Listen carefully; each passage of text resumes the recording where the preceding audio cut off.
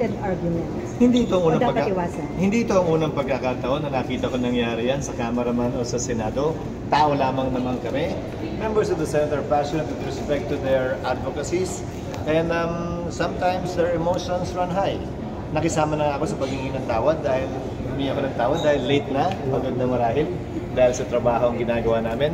Pero mas higit importante sa video para sa akin ay yung dulo, kung saan nanaig pa rin ang interest ng institusyon at gayon din ng mga kababayan natin pinagsisilbihan namin, kung saan mabilis din silang nagkaayos at nagkaintindihan. Pero sir, walang nangyayaring railroading sa mga panukala, sinasalang?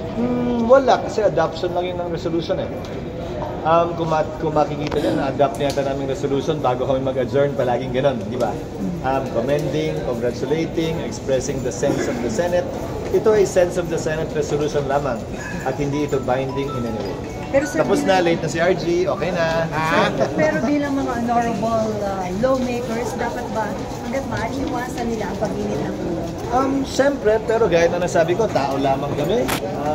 At minsan mataas ang emosyon. Sana maunawaan at intindihin. Dahil kayo din naman siguro, dumadaan minsan-minsan doon. Sabi nga ni Senator Cayetano, di ba? 28 taon na yata silang magkasama at 26 na taon na siyang miyembro ng Kongreso. Ngayon lamang naman nangyari yun. Sir, may video kasi mga kumakalat na nagkamurahan or mayroong mga nasabing parang bad words. naghahamon pa ng sakitan. May hamunan pa ng... Nasagot ko na yung kanina, na-late ko ng konti. Papakaulit na lang. Anong tanong mo? May mga kumakalat na video regarding the session kung saan may narinig na pagmumura at paghahamon ng suntukan. Nakita niyo ba yon personally? At, I was presiding when it was happening, but all of those happened when session was suspended. Okay. So wala sa records ng Senado yun, official na talaan ng Senado. At gaya na nasabi ko, agad naman silang nagkabate at nagkasundo at naghingian ng tawad. But it does not mean it did not happen. It does not mean it did not happen. It happened. I'm not saying that it did not. I'm not saying that it did not. All I'm saying is it was not on the record. And they immediately resolved it a few minutes after. Pero anong tugon niyo dun sa mga kasamahan niyo? Paging honorable?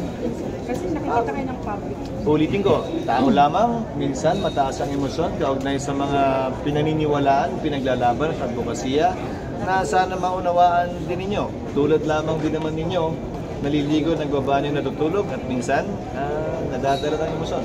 Pero sir, yung puna sir na dapat hindi ganun yung actuation as lawmakers. Pati naman sila sinabi nung ulitin ko, sana panoorin niyo yung bandang dulo dahil pati naman mismo sila sinabi na hindi nila inaasahan yon at humingi ng kapatawaran sa isa't isa nung gabing din. So hindi na dapat maulit yung ganung pangyayari? Wala namang may gusto para ipangako hindi maulit. Kung nangyayari naman yan, hindi inaasahan palagi. So hindi mo naman kailangan ipangako yun. Wala naman talaga may gusto. Sir, yung court na muntik nagpang-abot sila doon sa plenaryo, napagsabihan niyo po ba sila na huwag mangyari ulit, sir? Hindi ko kailangan gawin yun dahil pati sila mismo naman ay alam na hindi yun dapat mangyari. Sa 14 na taon ko sa Senado at 9 na taon sa Kongreso, kabuang 23 taon, ni minsan wala pa ako nakitang nagpang-abot ng mambabatas. Pero bakit nga ba sir, kasi kagabi lang na-bring up yung resolution? Why was it not presented earlier? Kasi nagpapasa kami ng mga resolusyon pagkatapos na ng lahat ng trabaho at bago kami mag-adjourn. Gano'n naman kami mulat-mula. Wala nang tao kagabi sir eh. Wala sa agenda. Kahit wala sa Tapos agenda. yung 3-day rule, wala.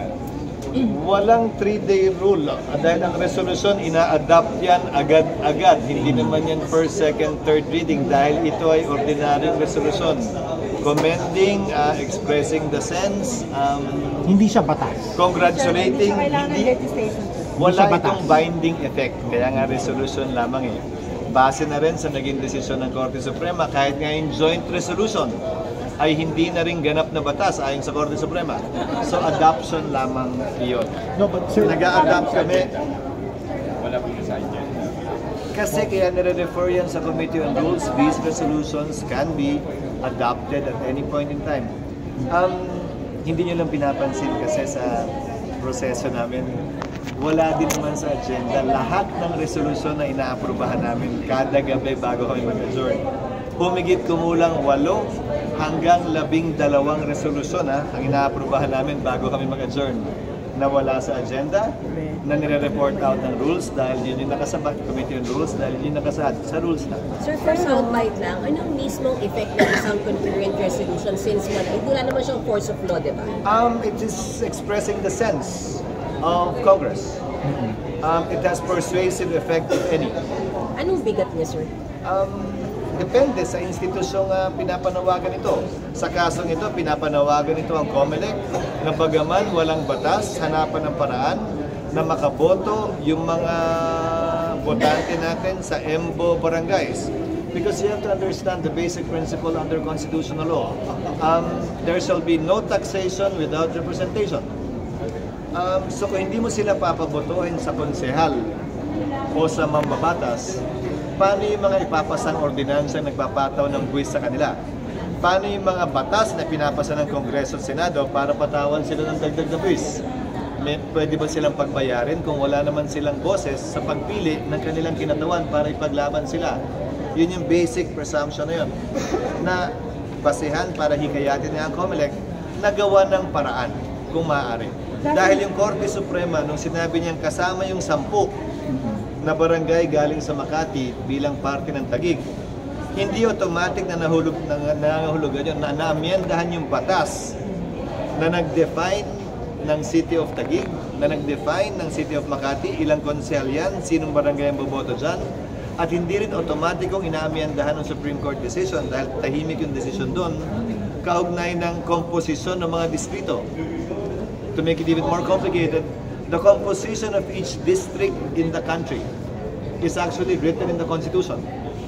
So, medyo nasa gray area tayo dito, bungsod ng Supreme Court decision, kaugnay sa mga EMBO barangays. So bakit ba hindi maagaw yung concurrent resolution ni Senator Amy? Dahil naging final lang din yung desisyon ng Korte Suprema recently at marami silang isinasaayos na mga bagay-bagay na pinaliwanag din naman niya doon sa kanyang sponsorship speech kagabi.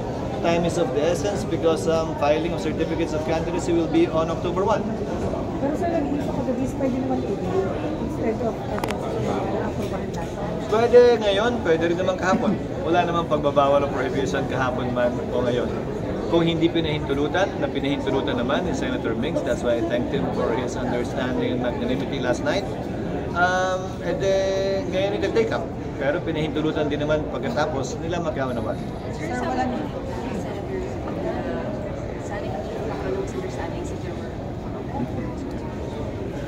We don't take up resolutions in caucus. We usually conduct caucus whenever a major piece of legislation is about to be passed. And among them, the number one major piece of legislation would be the budget. So kung maalala ko, kahit kami noon, nag-caucus kami sa 2 bagay lamang, Chacha at budget. Hindi pinag-uusapan sa isang caucus yung mga, ang tawag ko minsan, Miss Universe resolution. Kahit inform. Pero kahit sir, kung wala man sa agenda, di ba dapat